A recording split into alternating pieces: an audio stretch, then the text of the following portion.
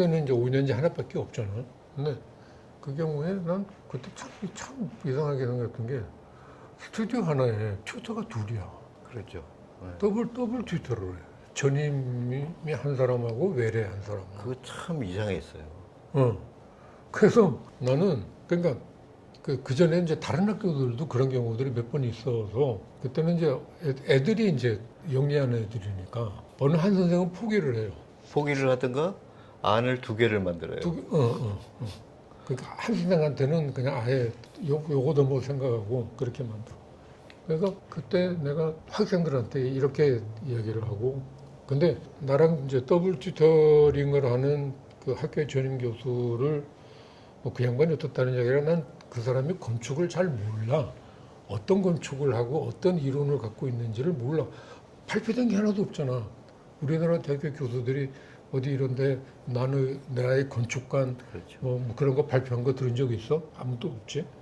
그러니까 그 사람들한테는 그냥 교수가 되기 위한 학위였으니까 그걸로 그냥 끝나는 건데, 그래서 나는 김 교수 또 다른 김 교수인데 그 김 교수의 건축관도 모르고 건축적인 그 배경도 모르니 저 양반하고 설계 이 과제를 진행을 해 나가면 분명히 너희들이 혼란스러울 거다.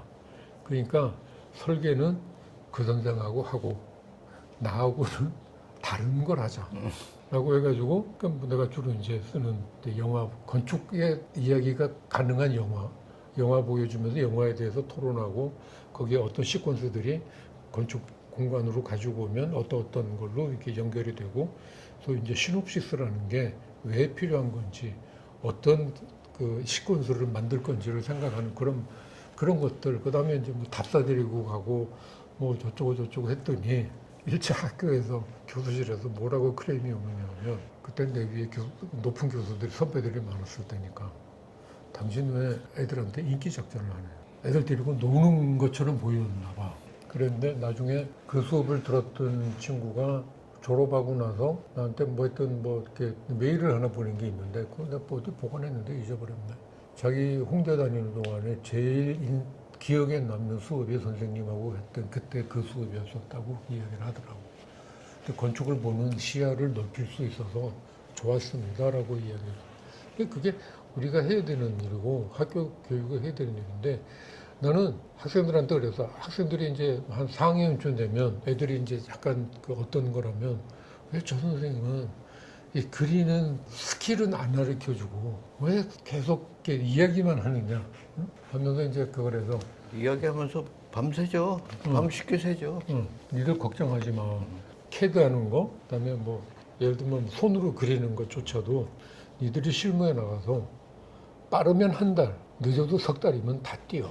캐드는 3일이면 돼요. 아니, 글쎄, 그거 다 뛰는 거야. 그거는 아무것도 문제 될 거 없어. 그러니까 그거를 왜 애들 그 소중한 시간을 투여해서 여러분 그 캐드 특강을 하냐고요. 그러니까 학교에서. 그건 니들이 그냥 집에서 혼자서, 요즘에 뭐 자기들은 다 이렇게 키보드 세대잖아.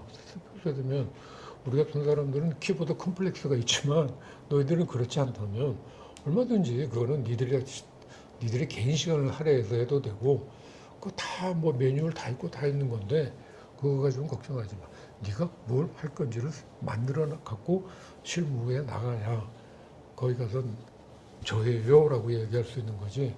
그냥 허구만 하는 것 중에. 그러니까 예를 들면 네가 다니는 회사에서 어떤 감원을 해야 될 사정이 생겼어.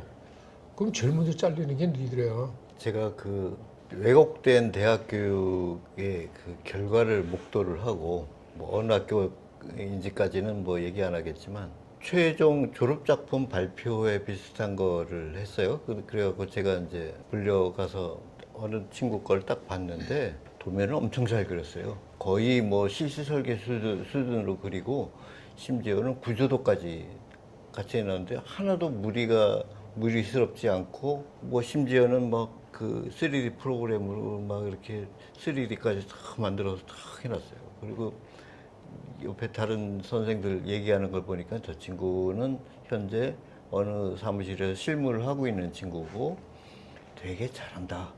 그래서 저도 기대를 갖고 딱 봤는데 도면 좋고 뭐 하라는 거 다 했고 뭐 굉장히 무리스럽지 않고 다 거의 다 완벽한데 뭐 그냥 일반적인 프로젝트하고 별 다른 점이 없는 거예요.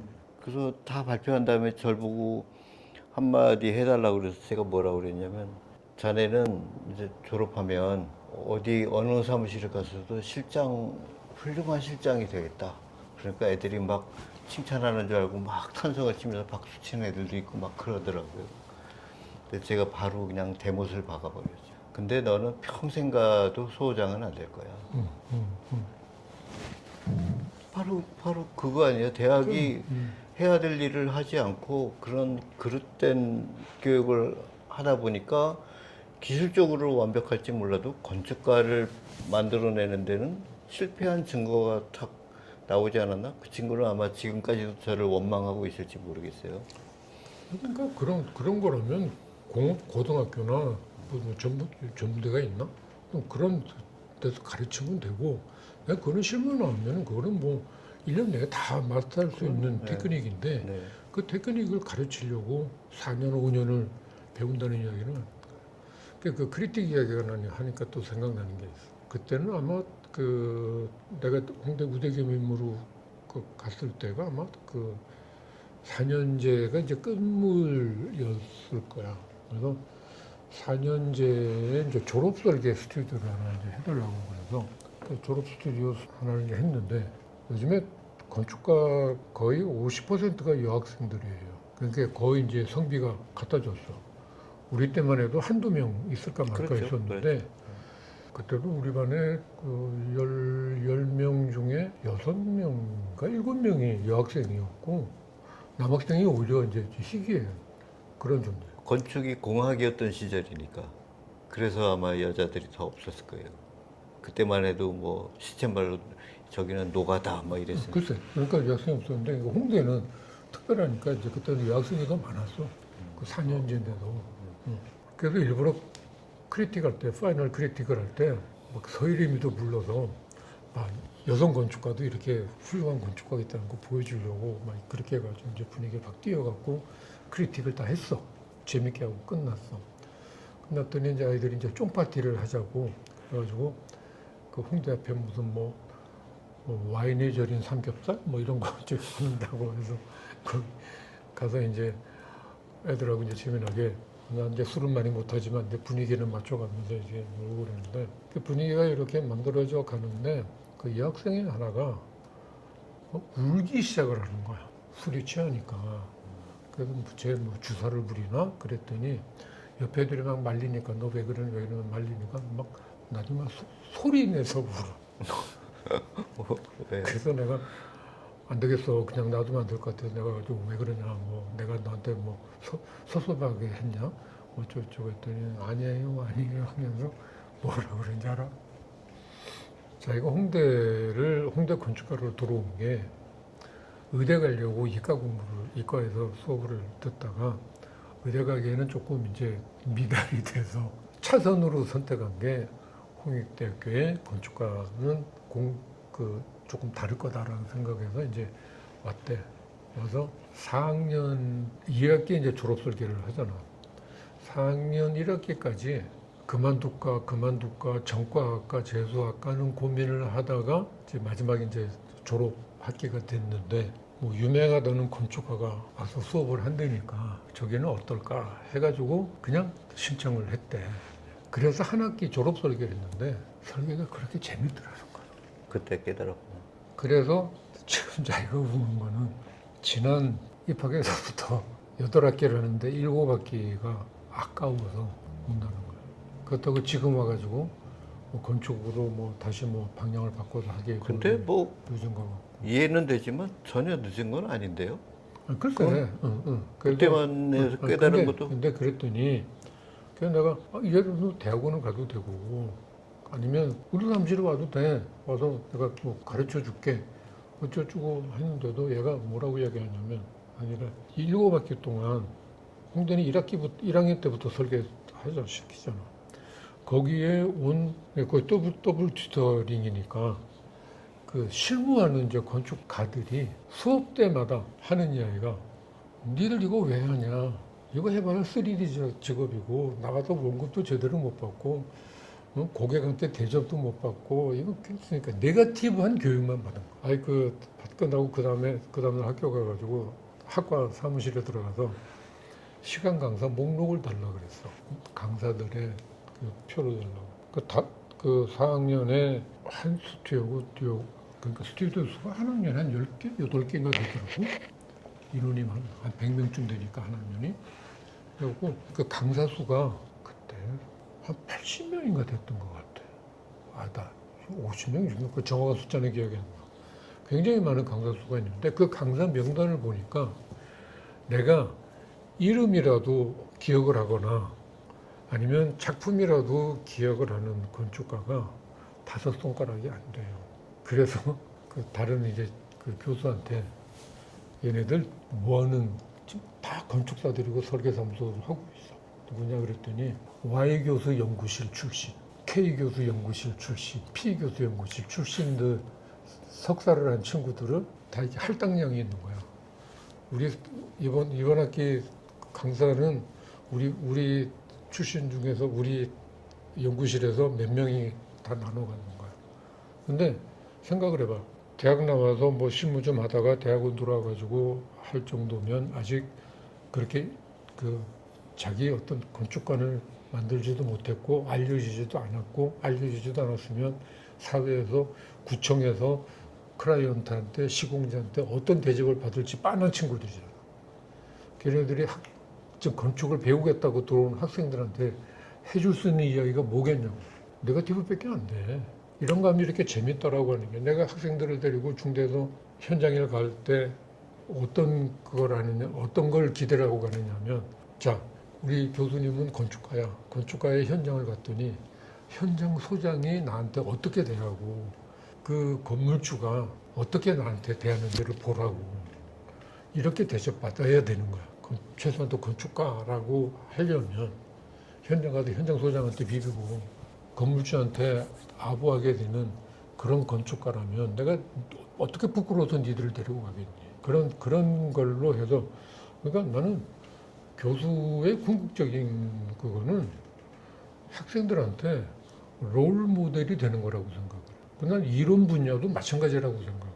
이론 공부를 열심히 하면 저 선생님처럼 되겠구나 라고 할 수 있게끔 해주는 게 나는 그거 교육이라고 생각을 하는데 우리는 그냥 지금 취업을 위한 준비 학원이고 선생님들은 학교는 남대문 시장에 좌판 깔듯이 쫙 좌판 깔아놓고 거기를 그냥 손님들이 이렇게 지나가 버리는 것 같아.